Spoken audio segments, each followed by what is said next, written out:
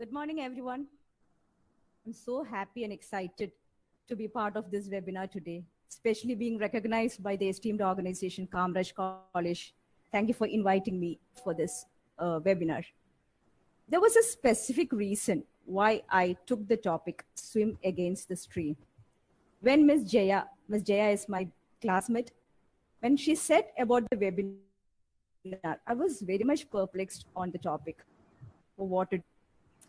Then I decided to deliver share my experience as a woman entrepreneur because I am addressing a crowd of future entrepreneurs, techies, and the face of tomorrow.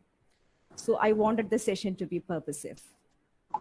So I'm expecting 3 takeaways from this session: motivation to follow your passion, inspiration to execute your passion, and determination to work until you make it.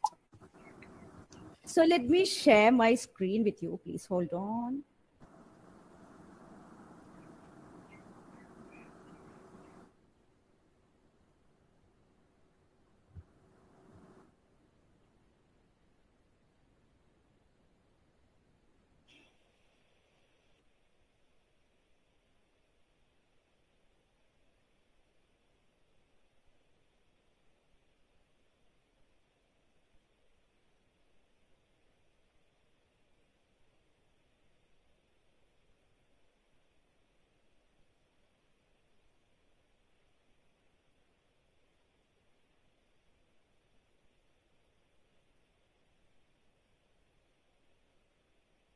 Just give me a minute. I'm just trying to share.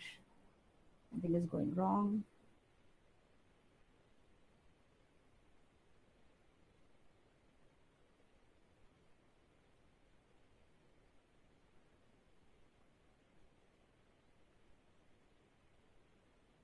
Yeah, here we go. Hope you're able to see my screen. Swim against the stream. Only dead fish swim with the stream. So let me start with a small story. My mother was born in a remote village in Kerala. She was born to a farmer family. But her father was very specific that all his daughters are educated and employed. My mother did the graduation, and while she completed graduation, she got married. And she could not do her masters. But she keep trying for jobs, and she kept trying for jobs. And in between, I was born. And at the same time, she got cleared in a PSC exam conducted by the Kerala government. She got a government job. But her first posting was in a very remote area called Malappuram district in Kerala, which was very far from her native. So the family was not very happy to accept the offer because I was a baby and I needed care.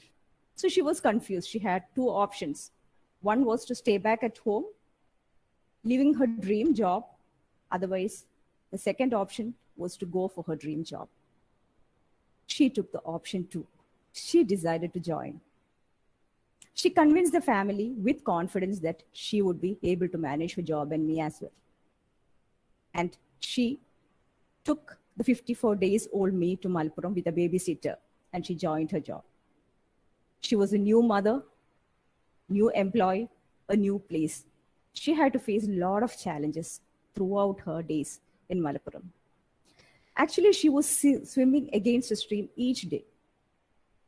Me being a baby, there were a lot of health issues I've had when I was a baby, and she had to run with me to hospitals many times. And every time a challenge came, people criticized her for her decision to go for her dream.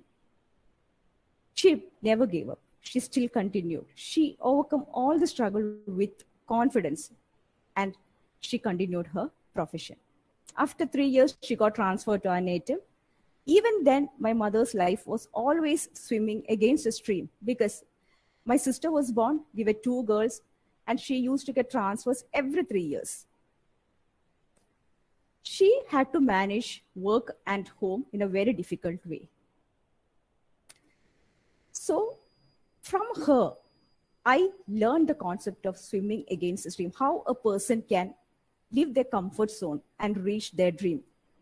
She retired as a health inspector, and she is a pension. She is getting her pension from the government now. So she could reach all this because she never gave up her dream. But unlike my mother, I was a child who was very much addicted to comfort zone. I was never a proactive child. I was average in academics. I was very poor in communication, and I was not a teacher's pet at all, and from a middle class family background. I always found it easy to go with the flow, to be in the comfort zone because that was less risky. My father was a very, very forward thinking person, and he wanted his daughter to reach in greater heights. He wanted me to be successful. So he put me to one of the best schools in the town. Actually, his financial condition was not that favorable to put me to that school. So my mom and dad sacrificed many of their dreams to get me good education. But I was not able to meet up with their expectation. I always preferred the comfort zone. I never wanted to grow. But then I had a guilt in my mind too. And I started studying hard because that was the only thing I could do, because I didn't have any extraordinary skill. No singing, no dancing, no painting, no speaking, nothing. I was very silent in class, not because I am silent by nature, just because I don't have the confidence to speak in crowd. I don't have the confidence to address people. I always had the fear that I will go wrong. That pulled me back from all activities. And I did my board exams in an average way, and then I didn't get through in any of the entrance examinations, the medical and engineering entrance examinations. So the conventional way, if you don't get through in the medical entrance examination, what we do, we take graduation. I took BSc in chemistry. If you ask me why, I don't know. I just took chemistry because that's the conventional way of doing it. If you don't get an admission for the professional course, you'll have to take degree. And why not physics and maths? Because maths is difficult for me. Physics is very boring for me, or it is also risky for me. And zoology and botany, I need to draw, so I cannot take that risk too. So chemistry is the safest. So I took the safest subject to learn without any particular ambition or aim. After completing my graduation, I did my MCA. Again, if you ask me why, because MCA was the most popular course then. People were doing MCA. So till that point, I never thought what I really wanted in life. I was just going with the flow, with the conventional type. What others are doing, I'm doing. I completed my MCA and I moved to Bangalore. I had a cousin in Bangalore. She was one of the smartest person in our family. She was working in Dell. I was staying with her initially. So she told me, Nisha, if you're going to continue like this in your comfort zone, you're not going to reach anywhere. You have to overcome your fear. You have to gain confidence. That's a place where I started improving myself. I got placed in Auquin, which is an MNC in Bangalore, as product analyst. 3 years I worked there. I moved to Cochin after getting married. I joined another corporate as business analyst. And I worked there for some time and I had to resign the post because I had some family issues as in some personal issues, the difficulty in managing work and home. So I thought of quitting the job. Unlike my mother, who was going against the stream, I thought of quitting the job. But my CEO of the company said, no, you don't have to spoil your future for a personal reason like this. I'll get in touch with you, with a friend of mine who will help you out of this. You can talk to him. He might find a solution for you. He is running a UK firm in Cochin itself. So he might have opportunities that will suit your limitations. And I joined that firm with the reference from my CEO itself. That was a great pride for me. The new place, the new boss was a very tough person. And like Jack Ma said, a good boss teaches you differently. The same way he taught me differently. He pushed me to take challenges. Then I started realizing the beauty of taking up challenges, the beauty of coming out of your comfort zone. I was promoted as the director of operations in his new venture, Penguin Data Center, which was in Infopark campus, Cochin. I was given the full responsibility of starting the company, right from looking for the space to getting the CES, the Special Economic Zone approval from the central government. It was a very delightful journey. I started enjoying the flow, the movement against the flow. After some point of time, see, when we start doing some things in a regular way, we get used to it, we get comfortable to it. That's the time when you realize, okay, you are finding a comfort zone there. So I thought, okay, is this my dream? Is this my dream? I just started thinking about it. Is this what I want to? I started identifying the purpose of me. I started discovering me. And I thought, why don't I start something new rather than working for a firm? Why don't I take the risk? Working for somebody is always easy because they are there to protect us. We get a monthly salary. We can plan our month based on the salary that we get. We are stable. But starting something, being an employer is a difficult task because I have seen my employer because I'm closely working with him. I know how he manages things. So it's a greater task. So I started thinking about it, and my boss, he supported me. I discussed this with my friends. As usual, many of them told me, what are you doing? Why are you so crazy? Why should you leave a good job? You're in a good position. And why should you do this now? What are you going to earn? I just listened to them, but then still I thought, am I doing something wrong? But still my mind said, no, this is not going to add any value to you. And after maybe 10 years, when you turn back, you may ask yourself, what did you gain? What did you do differently in your life? Did you add any value to your life? And I spoke to some of my close friends who are there with me in all my ups and downs. They said, okay, we'll start something new. They joined me. And I decided to start a new company, a new startup with my two best friends. But then we didn't have an idea what really we wanted to do. Okay, we wanted to do something. Then we thought, okay, we'll start with baby steps. We thought we'll do website development first. And then we prepared ourselves for that. And then we were thinking of starting a website development firm initially. One of my friends had a friend in Australia who was the owner of a company called Talk Digital. They were digital marketing agency, leading digital marketing agency in Australia, and with a branch in South Africa for SEO. They were looking for a development center in India. And my friend asked me, Nisha, why don't we do it? I was really confused because starting our own, we are not answerable to anybody, but starting somebody else's brand is highly responsible. That too, when we are working on international projects. The risk is higher. We have to meet the SLAs. And I was thinking, what should I do? I spoke to my mother. She told me, opportunities never knock your door always. They don't come to you and tell you, okay, come, you have an opportunity to do it. No, you have to identify your opportunities. Go against the stream. You're not going to achieve anything in life. So I thought, well, I spoke to my friends and we decided to go with Talk Digital. This is how we started our own company, Talk Digital.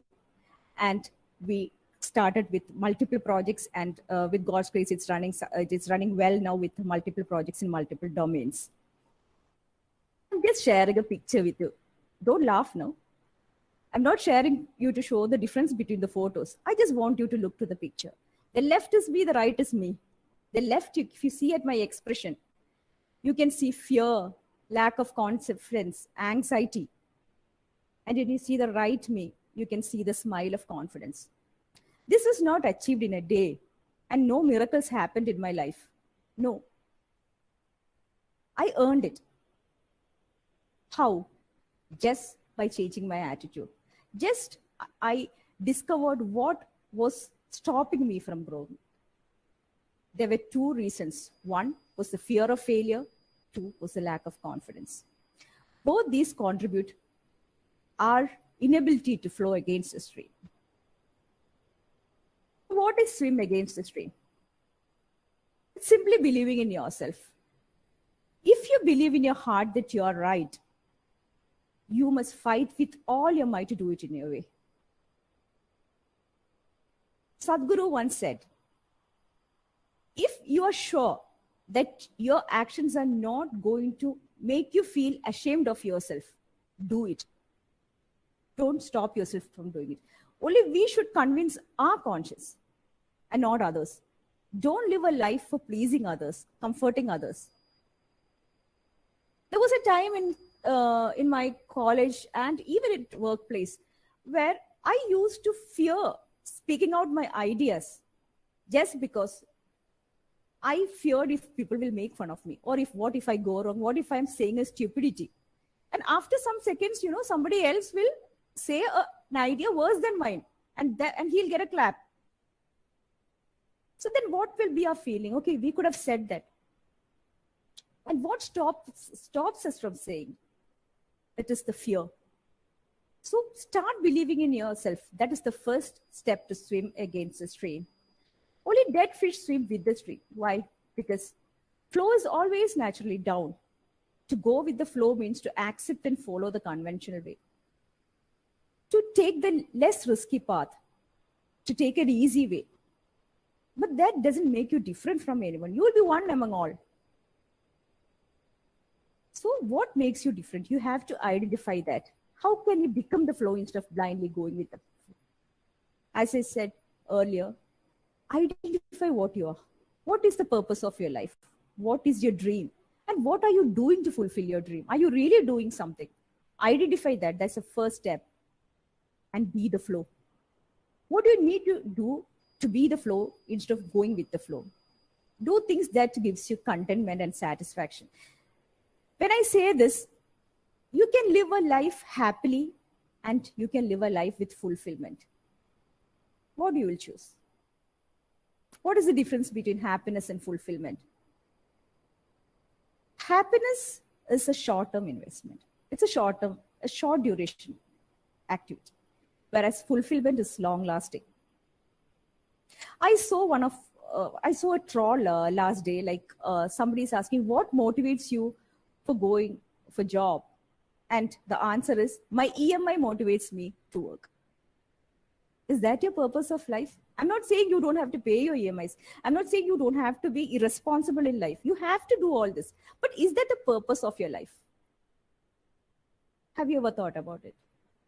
Are we living for a small happiness? Are we doing a job just for earning some money for paying for bank loan? Are we doing a course just to pass the course and do a post-graduation? Are we doing a course just to get a job somewhere and settle in life? What is settling in life? Will all this make you fulfilled?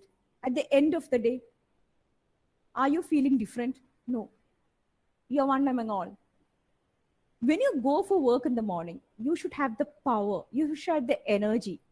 You should have the desire to enjoy what you're doing. And when you come back from office to home, you should have the fulfillment. To achieve fulfillment, you should flow against the stream. So why do we hesitate to go against the stream? Simple, I explained it earlier. It's the fear of failure, the lack of confidence, the fear of going wrong. Once you overcome that, you're on it. You'll start enjoying the beauty of going against the flow. You'll start enjoying the beauty of your achievements, of doing many sacrifices. You may not be able to sleep 8 hours a day. You may not be able to have food at proper time. You may not get your salary. You may not get your credit in the bank account on time.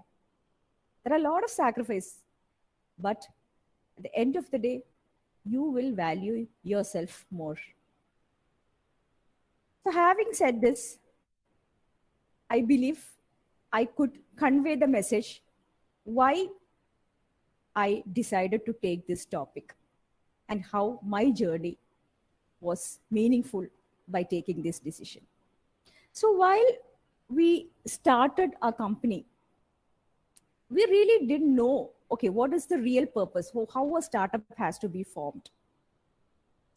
We had no clue, okay, what should we do?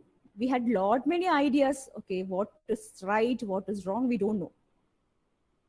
So that is one challenge that we face once you decide to go with your dream. If you are an innovative person, if you have an innovation, you should know how to go for it, how to start up. So these are the 5 pillars of startup: why, who, what, how, and when. The first pillar is why. Why do you want a startup? Why do you want to do it? If you have a product, why do you want to develop that product? What is it going to serve? What problem is it going to solve? Please don't mistake startup with making money. It's not making money. It's following your passion. Following your passion is different from making money. So there should be a reason for beginning something, beginning your idea or beginning your startup. Simon Sinek has said, people don't buy what you do, they buy why you do it. Let me tell you an example. If you have a product idea in mind and you tell your friends, okay, we'll do a mobile app. So your friend will be asking, for what? So, okay, we will help the elderly people to take their medicines on time. Fine, good. And then we had all good technology, we developed everything, and it's time for marketing. So what you will do, you'll go to the customer and say, I have a mobile app. It's available in Play Store. It has these many features. Elderly people can use it. Is anybody going to listen to you? No, they won't. They have better work. They won't do it. But if you put it in another way, I am going to help you. I'm going to help the senior people in the town who don't live with their kids. So what I have done is I have developed a mobile app to alert you with the alert on time to take the medicines. And these are the features available in the app. You can do it this way. Will it sound interesting for the person? So you have targeted the customer, you have spoken to them, why you have that product with you, what are the features in how you have built it, and what are the features in the product. That makes more sense. So always remember, there should be a why before you start your product journey. And who's the founder?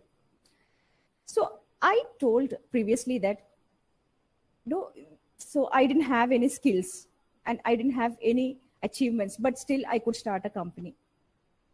See, I still say we need not have very high skills. We did not have very high skills or educated in universities abroad or any kind of high intelligence. Nothing is required for being an entrepreneur, but you should have one skill. The skill is to live with your passion. If you do not have a passion towards what you're doing, you will not succeed. The passion should be there until the product is in the market and until the product is successfully running in the market. Even after running in the market, your life should be bound to the product. You should live with your product. Only such people should step into entrepreneurship. Otherwise, it's not easy. And the team. Trust me, this is the most important thing. Because there was a phase in my life where I didn't know what to do. I have a lot of ideas, a lot of innovative ideas. I wanted to do something. But then I didn't know. I didn't have the skill set to go alone because I have a lot of weakness myself and I have some skills with me too. But then I am not complete. And with my own skills, I was not able to, get into the startup field or get into the industry.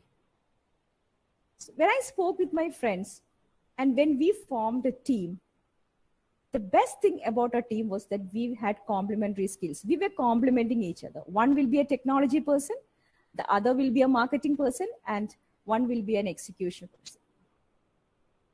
And this worked. If I say what worked the most in Talk Digital is the team. The core team of Talk Digital. I'm indebted to them for what I am now. Because without them, it was not possible. So the team is really important. See, if you have a best friend, it's not that you should start a company with them. You should identify the skills. Is the skill common? If you both have same skill, you will grow only in one phase. The other will be empty. But make sure the people joining your team should have the same vibe, same attitude, same interest, because it will be a failure otherwise. We should go in the same direction with different skills. And what are you offering? What is your company offering? Is it a product or a service? See, when I say startup, it need not be product always. It can be a service. What is a service? Like you can take up projects and execute the project for other clients instead of having your own product. You can work on the product for others. That can also be part of the startup. So you decide about the value proposition you're planning to give and who your customer segment is. Who receives and appreciates the value proposition? That's very important. Identifying the customer segment. That is the what.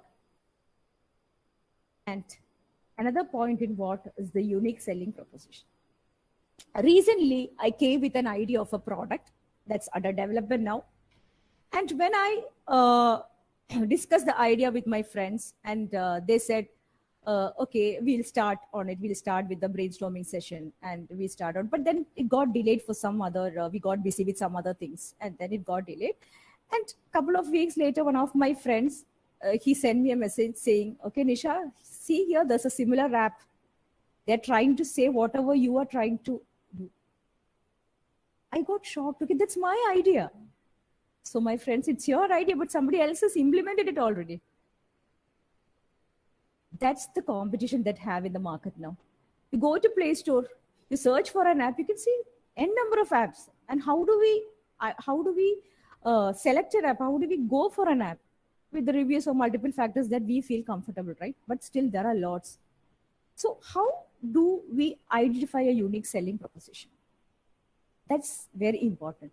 There should be a key selling point in your product that the competitors do not have. That should be marketed well. People will come to you. Customers will come to you. Let me say an example. WhatsApp. There are a lot many platforms for chat, but still WhatsApp is leading. Why? If I tell my grandmother, to send to say about, if I ask something about something to my grandmother, she says, I'll WhatsApp you. I'll send voice message to you. That is their success, the usability. Anyone can use it. People are comfortable using it. It's not the techies who are using WhatsApp. It's not the educated people who are using WhatsApp. It's not the professionals who are using WhatsApp. But ask them to use any other platform, they hesitate. So that is the unique selling proposition. You need to identify that in your product, and that's very important. And the how, strategy and implementation. How will you deliver your product or service? There are 3 steps: the marketing, operations, and sales. I'll get in detail on this, but before that, let me say it's an 20-80 ratio. You decide, you have an idea, you have to do the development. So when you plan your budget, okay, always make sure that only 20% of your budget should be invested in the development. Keep the 80 separate for marketing, because that's where you lose money. That's where you need money. It's easy to develop, but then marketing is very tough, especially when it is a B2C, business to customer, so when it is a B2C application. So always make sure you plan your finance in such a way that marketing has a separate amount. And compelling product. The product should be convincing for the customer segment in such a way that they are compelled to buy it. That's one marketing strategy. And authentic messaging, a clear messaging that provides the value of the product. It should clearly convey why the customer should use them rather than features of the product. That the marketing person should not brief the features. They should be able to convince the customer why they should use it. That's more important. And the proper platform. That's very important, because the platform you are using for your marketing defines your success, because rather than success, I would say defines the reach of the product. That's more correct, because we can select multiple platforms. It can be email marketing. It can be through social media. It can be one-to-one marketing. So identify your product. Where do your product fit in? Which platform do your product fit in? If it is for an elderly person, for the senior citizens, don't go for LinkedIn or Facebook, because they're not comfortable. Go for one-to-one interaction. So that's how you should define. If it is targeting a wide range of customers, and if you're sure that it has to reach them individually, then go for an email marketing. So it's very important to identify your platform. Next is operations, the allocation of resources. So we have idea now. We have done the development. We have planned about the marketing. Now, how will you allocate resources? There are 4 phases. The innovation phase. Three of us friends, we started the innovation phase. So we 3 of us were enough. We did everything together. The growth phase, we had to extend. We had to add new members to the core team. But then again, that was a core team. And the funding time. So as the product expands, we need more fund. We need more resources, because we cannot handle with the 3 or 5. No. And passing it to the public. These are the 4 phases in resource allocation. Why even we have to give support even after our product is live. We still have to find the operations part. We'll have to be clear about the operations part on what to do after the product becomes live. It's not that, okay, it's live, my duty is over, my responsibility is over. No, you have to give customer support. You have to get feedback. You have to do further marketing on how to expand your project. So that's very important. And the sales. Find your customers.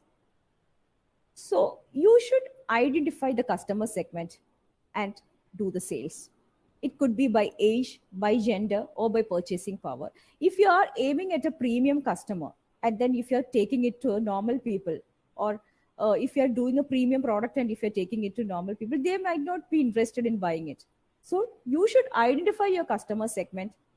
And for example, if you are developing a product for women above 40, for women empowerment above 40, it's not showing it to students, because they will not be in the mindset to listen to it or use it. So don't waste time showing it to students. Find the targeted audience, the right audience, and do the sales based on that. It's very important. And when, perfect timing, when to roll out your product. There are a couple of things I want to discuss in this part from my experience. Prepare and plan the schedule starting with an MVP. What is MVP? Minimum viable product. Because even if it is a product or if you're doing service, this matters in both cases. When you have a product idea, once you start the brainstorming session, trust me, it's very interesting. We'll have huge lot of ideas on top of ideas. One will say, the other will say too. Everything is valid too. But do you have the budget? We have a very small budget. We don't have any savings as such. We are starting from the scratch. We haven't got any investors yet. And we are spending from our pocket. So what we will do?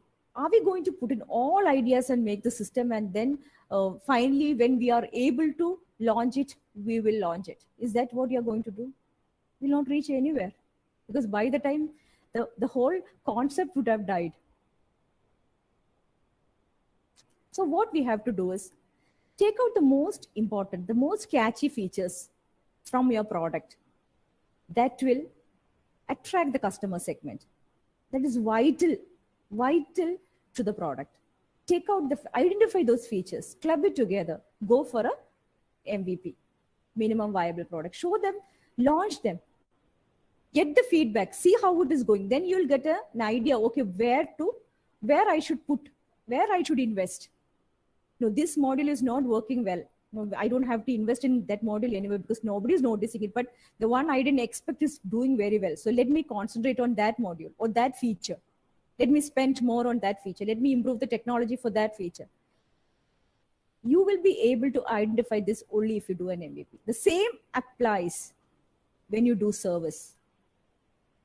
Service as in when we are doing a project for somebody else. Talk Digital does like that. So when we get a project, what we do is client will have a lot of wonderful ideas. But what they will be saying will not be the thing that they really have in mind. There will be huge difference between the both. And it's our responsibility to identify it correctly. So we identify it. A product or project is, it becomes effective only when it is visually seen. The visual representation. How much ever stories we say, when we develop the thing and say, give the client, will say, no, this is not what I expected. Who will take the responsibility of the cost and effort that was spent? So in case of service also, get the requirements clearly from the client and then tell them, okay, we will do this for you. We will improve your life. We will make your life better. But we'll be doing this set of things initially, and then we'll show you. Only once you approve, we'll proceed further. So that is the preparation part that we have to do. If you don't do that, your organization is going to be in trouble. And the launch of the product. I have a friend who had an animation company in US. He was doing explanatory videos for websites. Very innovative thought. But he went wrong in one place. He was far ahead of the time. He did this in the early 2004 or 5 when internet was very slow.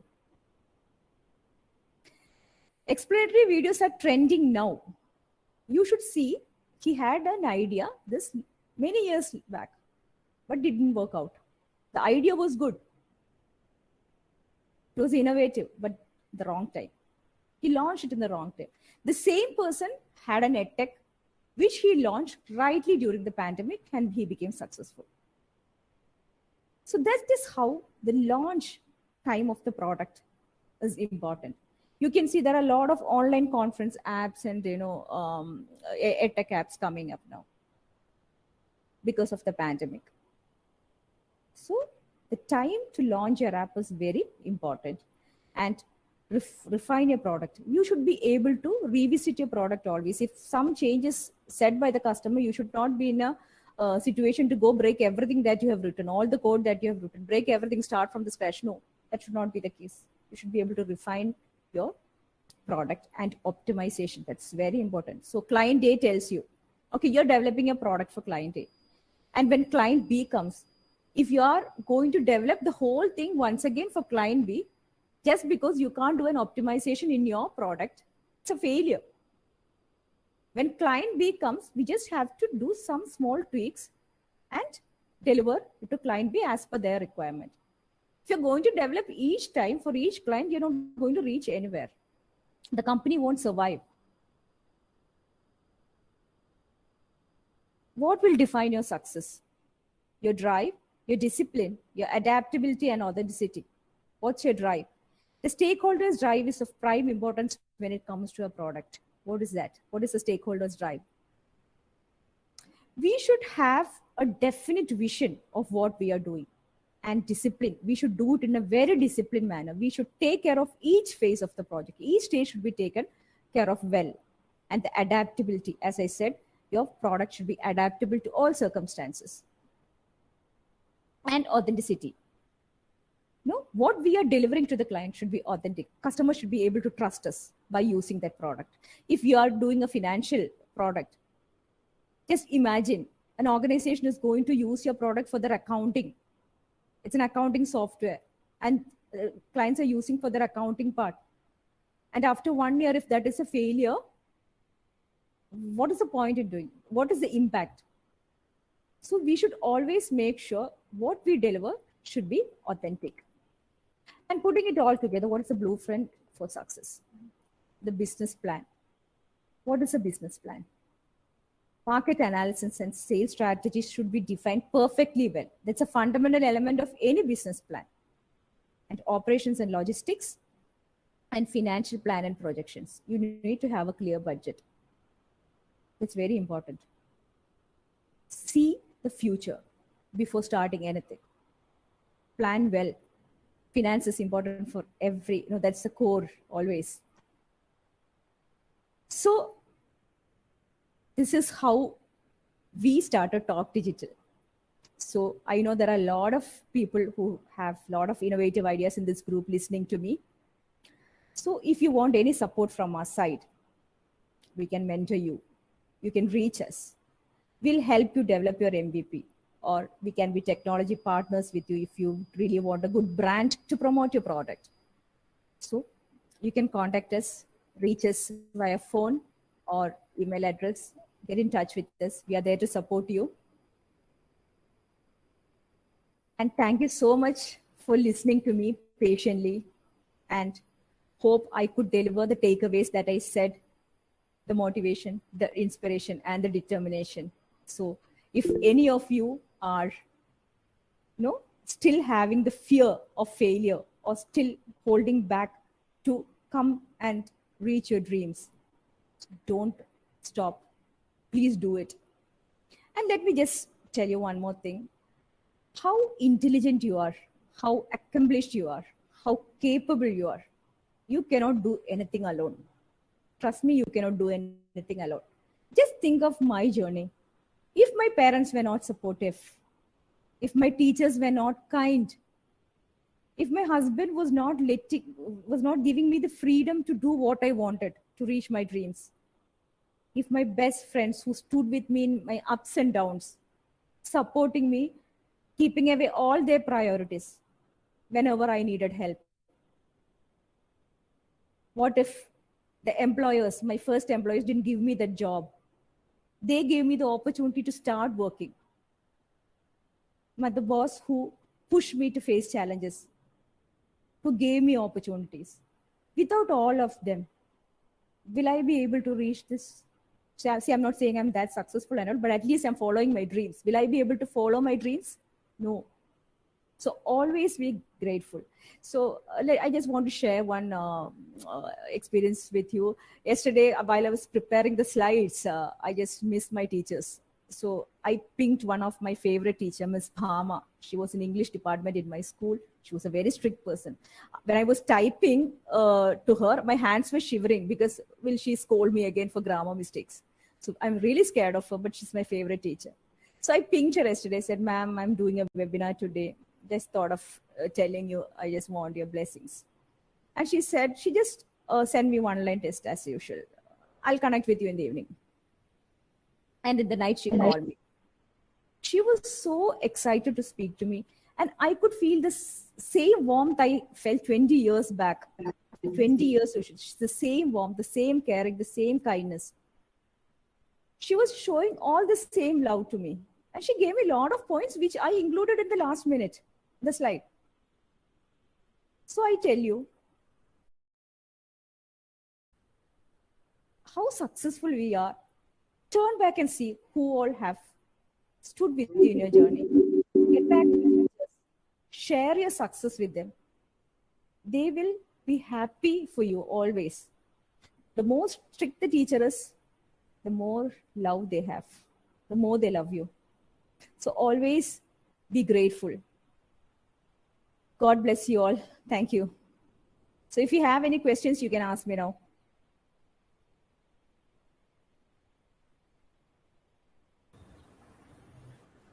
Excuse me, ma'am.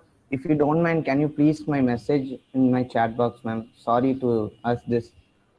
No worries. Let me just see. Yeah.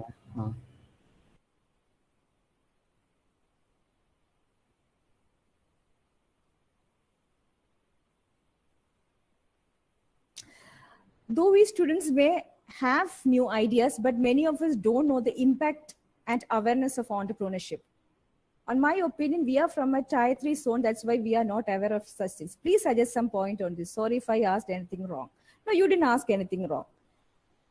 Entrepreneurship, I said, it's not a big process as such. We need not consider yourself in any tier for that. It is possible. See, I can see last week I saw a video of a person who started a website development firm when he was in 11th standard. So it is not going to stop you, because your ideas and entrepreneurship is not based on your age or your current stage you are in. You have to have the defined why, the 5 pillars, no, what I explained. If you answer to the 5 pillars, you can straightly go ahead with that.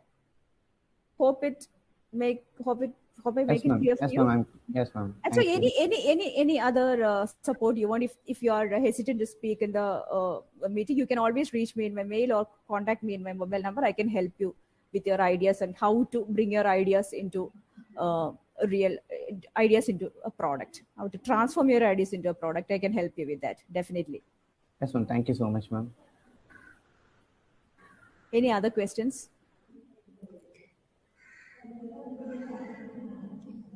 Hi, this is yes, somebody is there. Yeah, tell me. Yeah, this is Rahina. This is Rahina. I'm calling from Australia. Right. The thing is, while we are in the process of chasing our dreams, right? So from a girl to a woman to a mother and to other extra level, when we realize that when we are grooming our kids to a level, at that time when we feel that one of our parents or in-laws are getting ill or they are going down, in that case, how should we react immediately, even if we are far away? I hope you can understand what I'm saying. I understand. Whether we have to leave all our things as such, we have to go back to that is what I because our kids learn from us. So really, sometimes we are puzzled, right? In that situation, in that process, how should we react? How we should hold ourselves firm and tight and respond to the situation? Sometimes we'll become too emotional. We may not know how to handle the situation. So in that case, what do you suggest? How we can go ahead? Okay, thank you, Rahena, for that question, because that means a lot. Because me being a woman, and I have faced this many times in life, many times in life.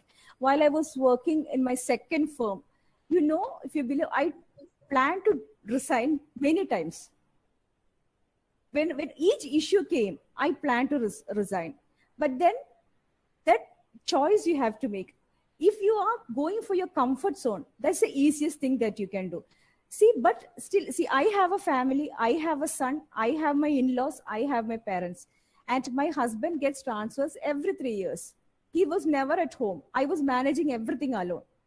There was a day when my maid called me and said, I'm leaving a child in the room. I'm leaving this place. I cannot work for you anymore. I'm leaving. I said, I'm in office. Let me come home. No, you do whatever you want. I am going. There were situations, crucial situations like that I experienced in my life. But still, if I gave up that time, and you know what, I understood your question about kids. Initially, my son was like, okay, her mother is coming and waiting when the van comes to pick them up. Why you are not there? And I used to tell him stories of your life getting better when both your parents work and only one only father works. And if something something unfavorable happens to your life, you still survive, right? Or do you say, because I have all these responsibilities, I don't go for work? So how will you meet your responsibilities? You are forced to go for work. That is because you are forced to go against the stream. But we can do the same when we are with the family, with all comfort. When the situations are favorable also, we can do the same thing. So life is so unpredictable, Rahana. We don't know what is going to happen in future. So we always have to be equipped, always. Yeah, I got it. Thank you. And one more point I would like to share with you, because that's an interesting question to me, because this, why I didn't include so many things in the webinar is because it would be boring and no, I don't have the time. But one more incident I want to share with you. My son started becoming proud of myself when I am introduced as director of Talk Digital in a school for some meetings or something. And when I present something, when I speak to his teachers, he started feeling proud of me. And there's one more thing I missed to say. Talk Digital has another purpose, Rahana. Why I decided to start my own is to add value to my dreams. We are recruiting women who have gap in career due to their personal reasons. Our staff is like that. We are giving preference to them. I'm against people who are doing, evaluating people's skill based on the gap they have in their career. So we are employing women like that. So we have 2 people with us like that initially. And when I spoke to them, they said, okay, their children are feeling proud of them now because their mom started earning. It's a different experience altogether. But then, as I said, it requires a lot of sacrifice, a lot of hardships. But I would suggest never give up. You will be able to do it. Definitely. Yeah, sure. Thank you. Thanks a lot. Anything else?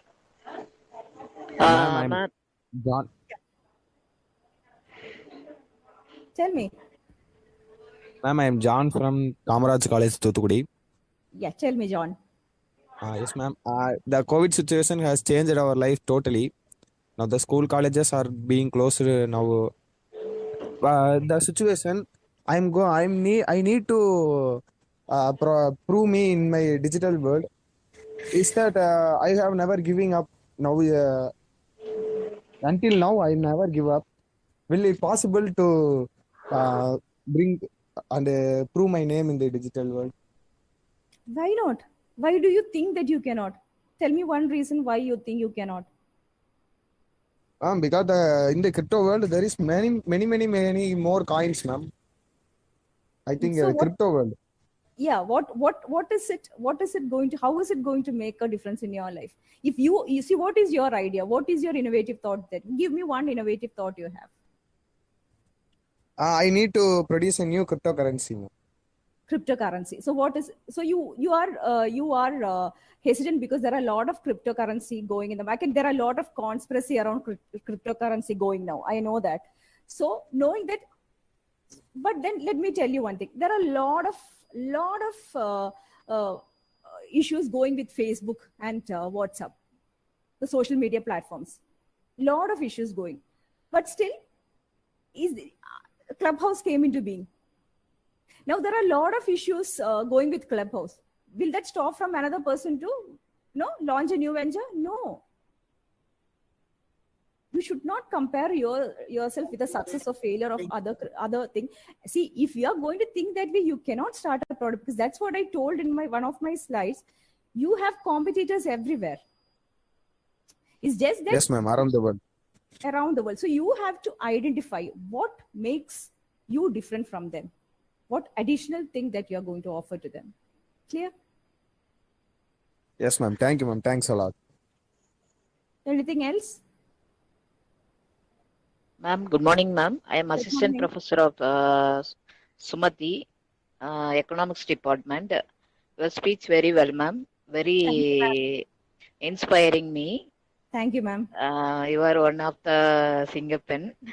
Many of the women are facing many of the side economical and social and many of the problems. But sometimes down in the some situations, commonly women are pushing ourselves, and sometimes very down sometimes. How to pick up and um, select your dreams, ma'am. Your topic is very one of the attract me. Okay. Thank you, ma'am. Okay. So, ma'am, I got your point. Like, I didn't explain based on a woman's side because we have all attendees are. It's not it's a common platform. But let me tell you, a journey as a woman is really hard, but we are able to do it. We are wired in such a way that we will be able to do multitasking and many things together.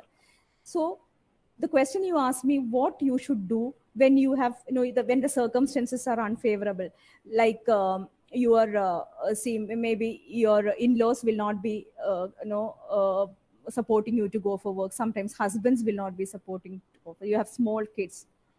So I know it differs from family to family, like how you can flow against the stream. Sometimes it's very difficult, it's not easy as we say. So, but what I'm trying to say is, out of everything, you can find, if you really have the will to do, you can find something that can manage all your blocks without hurting anybody's feeling. I'll never say, my speech is not conveying the message that you should not take care of your family. Family is the priority. For me, it is the priority. Whatever happens on earth, if my son has a need, I will be doing that first. If my husband has a need, I'll be doing that first. So that is my priority always. But you should try to balance. When you really want to do it, you will be able to do it. Trust me, because if you really want to do something, the universe will stand with you, because you speak to your friends. There will be a lot of people who are supporting. So I have a friend, she was facing some issues, and she wanted to she had no option to market. She was doing clothing branding, and she had no option to market her products because the situations were not favorable. So she spoke to me, and what I could do was I could market it for her. So it's not only me. Talk to your friends. There are a lot of kind people around. Find your soulmate, find your friends, and seek help. And see, you should find your own ways. Definitely, you will be able to manage. That's true, because we are wired like that. Women are very strong. Okay, ma'am. Commonly, I am asking, ma'am. Not only my problem. That's women's I know. problem. I understood that. Okay, ma'am. Thank you very much, ma'am. Okay. Okay, thank Okay. you. Anything else?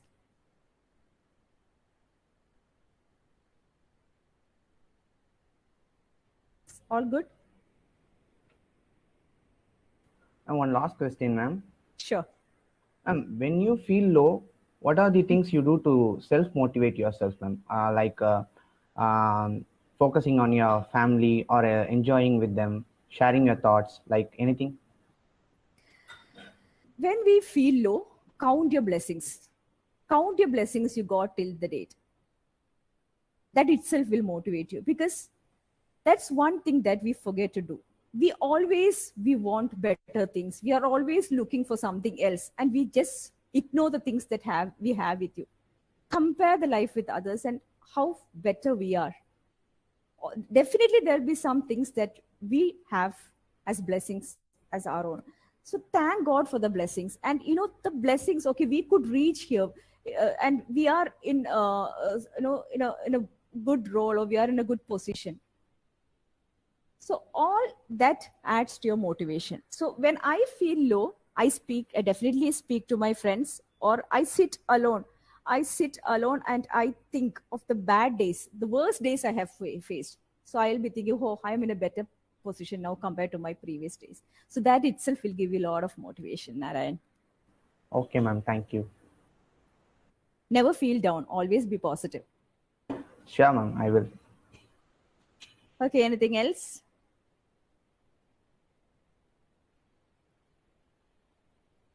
Okay, you can reach out to me if you need any support, or if you have any further questions. You can always email me. I'll respond to you, and you can get in touch with me. And if you have any innovative ideas and you need to know how you want to turn it out to a product, you want a help from my side, you can always reach out to me. Okay. Okay, ma'am. Thank you.